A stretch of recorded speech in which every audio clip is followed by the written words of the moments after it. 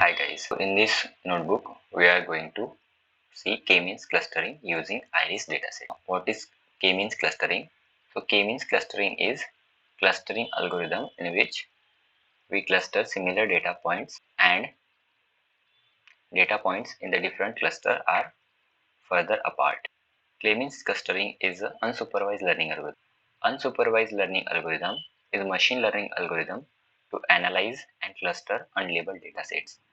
So what exactly means unlabeled datasets? Dataset where we are having only input parameters, or we can say variable, and don't have any output variable. In this notebook we are going to cluster iris dataset. So first step is importing libraries. So let's import libraries. First one is NumPy. So NumPy is library used for array and also for mathematical functions, random number generation, linear algebra, and many more. Another library is pandas. Pandas library mostly used for manipulation, data manipulation and analysis of data. Third one is scikit-learn. It's simple, efficient library for predictive and analysis. Last one is matplotlib. So it is library um, widely used to create static, animated, and interactive visuals in Python. Next step is reading datasets. The dataset is we are loading from the uh, scikit-learn library. This library here we have imported dataset. So this is the one of the module dataset. Okay, so from dataset we are trying to load iris dataset, and that dataset we stored into the iris. This is the variable. Okay, now using this iris dataset, we are going to form data frame. What is a data frame? Data frame is a two-dimensional labeled data structure with columns potentially different types. Head function. So this is the function of pandas. Okay, so data dot head, it's written the whatever the top rows from the data set. By default we are getting five rows from the data set. So next is data dot info. It's print concise summary of data frame, like the columns we are having any null values for those column or not. So we will get count of all those and data type for those different columns. Okay. Next function is data dot describe. So it's written descriptive statistics. Like it will give count of how many rows, mean for those rows, standard deviation, minimum, maximum, and likewise other values. So our next step is visualizing data.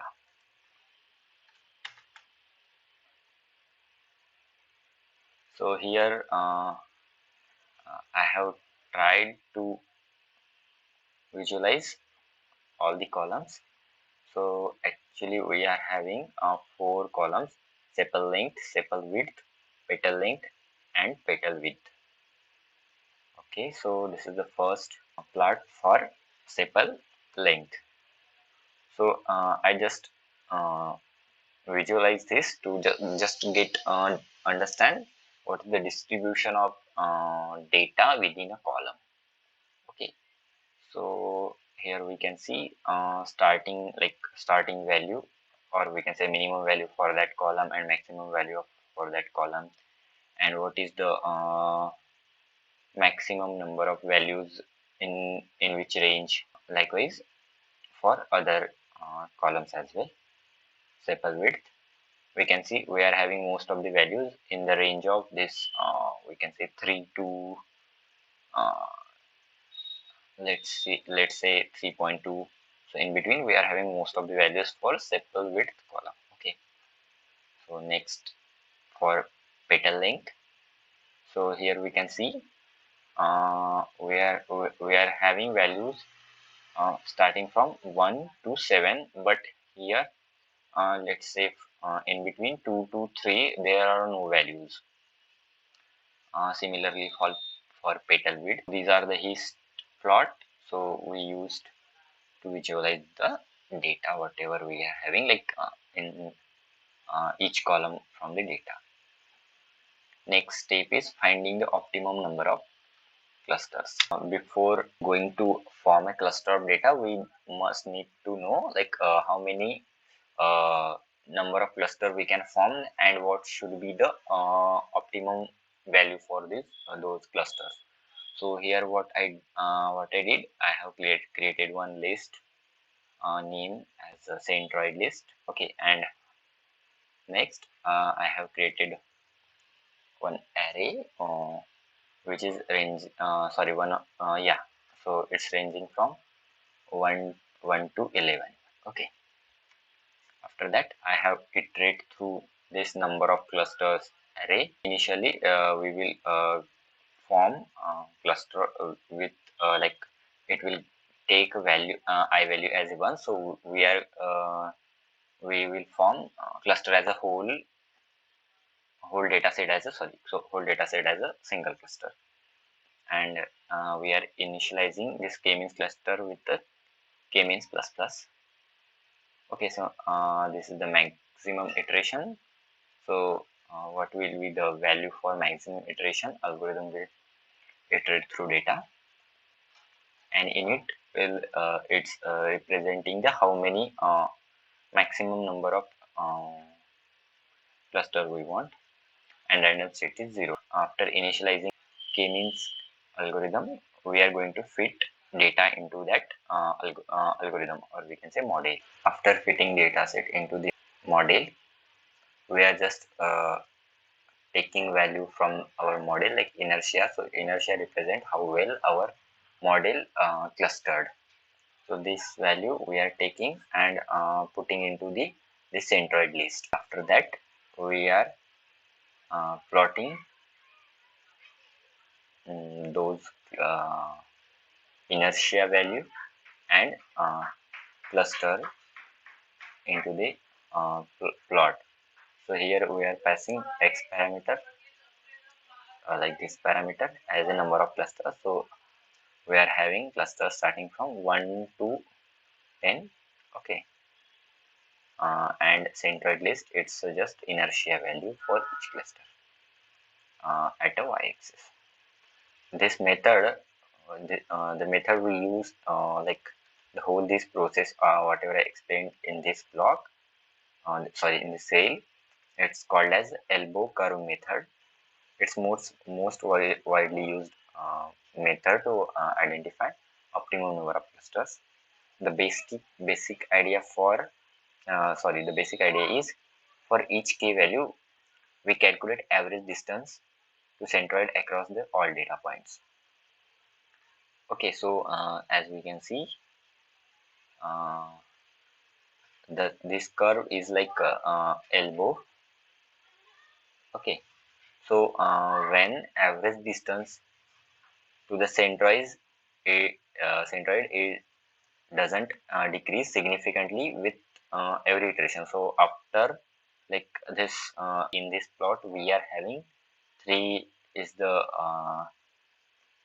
cluster we can say cluster number of cluster where it's showing elbow. Okay, and after this point the inertia value is uh, not decreasing slightly sorry significantly. Okay, yeah. So next, after getting number of how many optimal number of clusters we can form, we are passing those value to inside this model. So here we are creating a model. So n cluster represent how many number of clusters. So we identify we can form 3 clusters, which is the optimum number of cluster, which are the optimum number of clusters. Okay, and we initialize this model with the k-means plus plus. Maximum number of iterations are 300. So after initializing or defining our model, we can fit data and predict. Okay, so here we are direct fitting those data points and predicting as well. So what is the in which cluster data points are belonging. Okay, so we are holding a result into this centroid variable. Okay, so simply here I just printed out what is the result for what is the result of this centroid variable. Okay, next step is uh, plotting the clusters. Okay, plotting prediction. Okay, so here I initially set the size for the this plot, or we can say figure. Okay, so this value is inch, so I have this width for this figure is 8 and height is 6. Okay, so we are creating this scatter plot. In the second line here, what we are doing, we are just taking two columns, first two columns. Let me show you.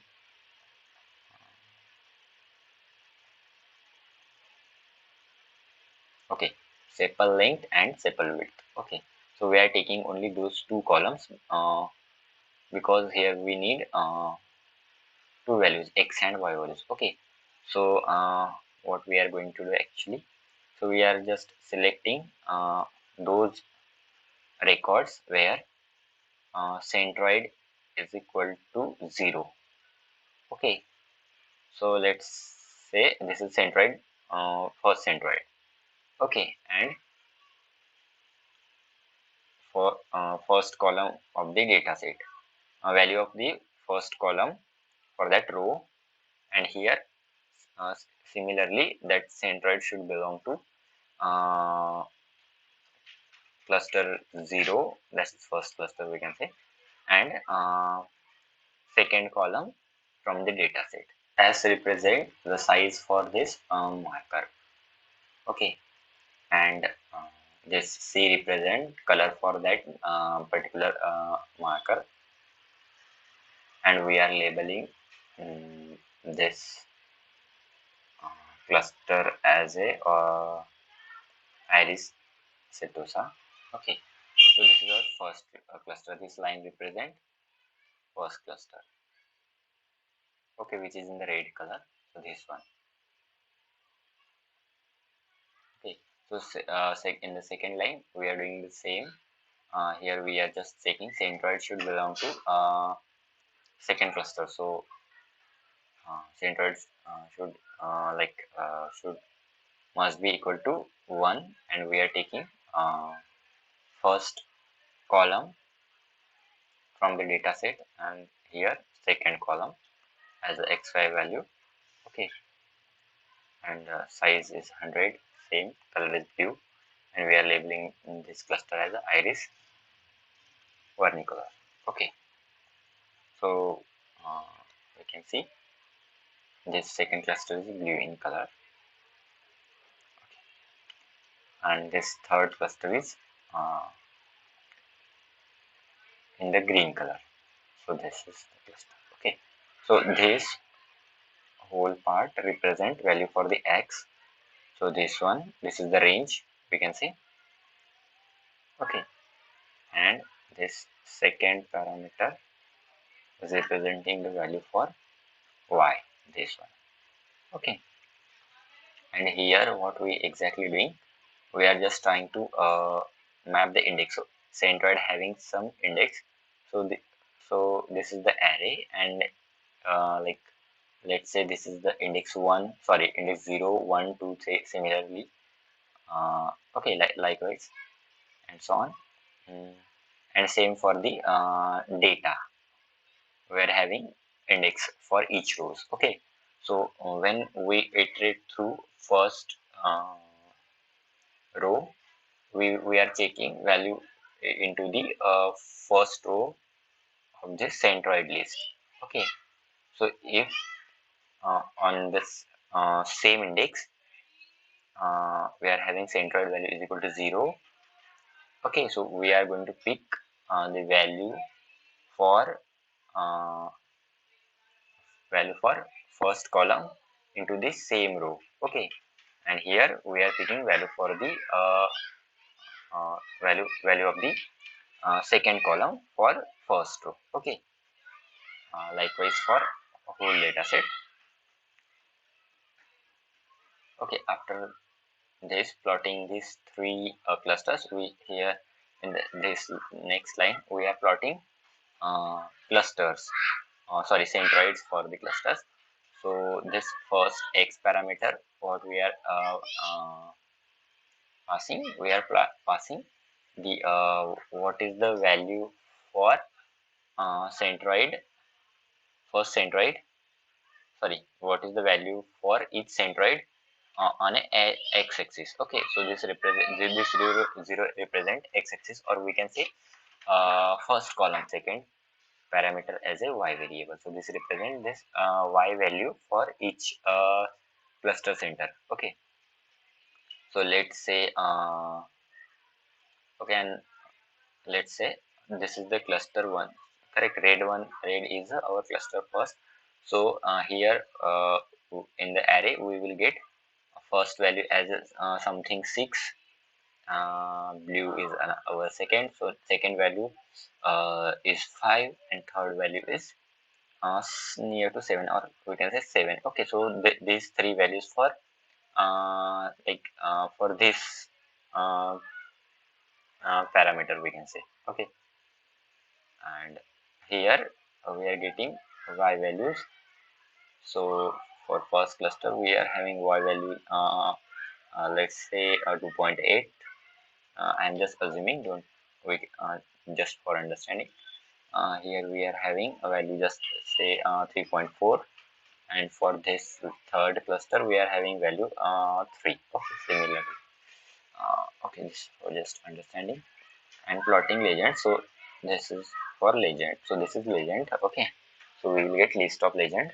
So like for which marker color we are having which label, so this is legend. Okay, okay, that's it. Thank you. Like, share, subscribe.